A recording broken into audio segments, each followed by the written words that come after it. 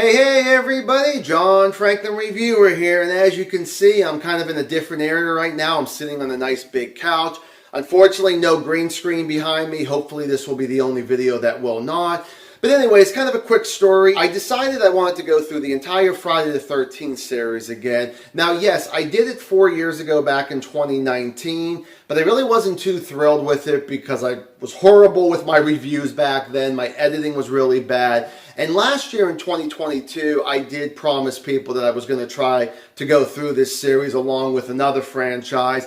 Unfortunately, life got in the way. And I just started doing a bunch of YouTube shorts, like movie shout-outs, until I was prepared to want to do this now. Well, about a year plus later, I'm finally going to get to the series here. So thank you guys so much for all your patience from last year. Well, let's get ourselves started. Friday the 13th is actually about a group of camp counselors going to Camp Crystal Lake, and they're being picked off one by a mysterious killer. And on to the likes. Well, the first thing I want to talk about is three characters, and two of them are not even really in it that much.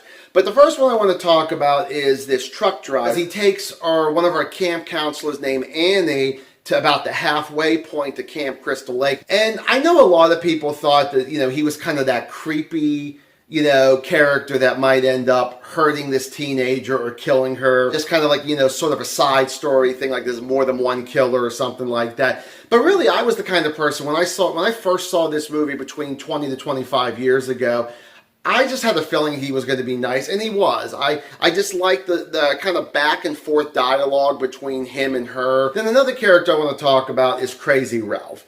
And he is just the guy who kind of warns you about, you're doomed if you go to this camp. And other movies always tried to imitate him, and they never got close as our number one guy, Crazy Ralph. I just enjoy him for who he was. And then another person I want to talk about is Kevin Bacon, a very young Kevin Bacon in this movie here. And please correct me if I'm wrong in the comments section, but I believe this is his second movie behind Animal House.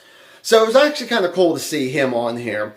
I also really enjoyed the humor in this film here. I think that there were times I laughed a little more than I should have, because I think this was more of a serious horror movie where when you get to maybe later sequels, they definitely get a lot more sillier and campier. But I guess I've watched this movie so much, it's just, sometimes you just kind of laugh at some of the bad dialogue you hear. When you get to the deaths, I definitely do enjoy some of the deaths that you get in here. Even one or two aftermath deaths I actually thought were really unique. When you do actually get the reveal of our mysterious killer, you will be surprised who it was. And the final like is the score by Harry Mancini. He's done the score for every Jason movie, all the Friday the 13th, all the way up until the remake of 2009.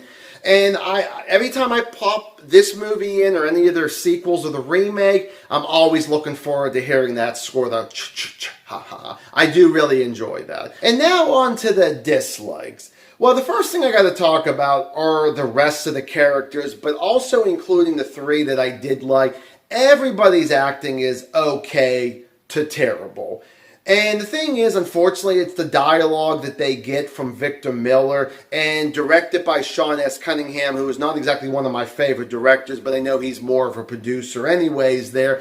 But it felt like that he didn't really give a lot of good direction. And Victor Miller's scripts that looks great on paper, but when you execute it, it's like, it's horrible. It does not come out really well. There are some slow parts, which a lot of movies are always like that. You're not engaged with any of these characters. You really don't care who lives. You don't care who dies. You don't care who the final girl is. I'd say the only thing that you're kind of curious about is who is the killer. And that might be maybe one of the only ones that I would probably give more of a positive than the other ones I mentioned there too. When it comes to the gore in this movie, as much as I enjoy some of the deaths, even aftermath deaths, there's not a whole lot of blood in this. So I'm a bit disappointed for the very first Friday the 13th movie. I thought there would have been a lot more blood going on in this here. And then the final thing that I really want to talk about is that when this movie is going in motion, there's a lot of stuff that goes on, but it just seems like it doesn't really ever go anywhere. It seems like you think, oh, okay, so this is a pretty interesting scene. Oh, nope, we're not going to care. We're just going to move over to somebody else kind of thing. Or we're just going to kind of end it on a really odd note.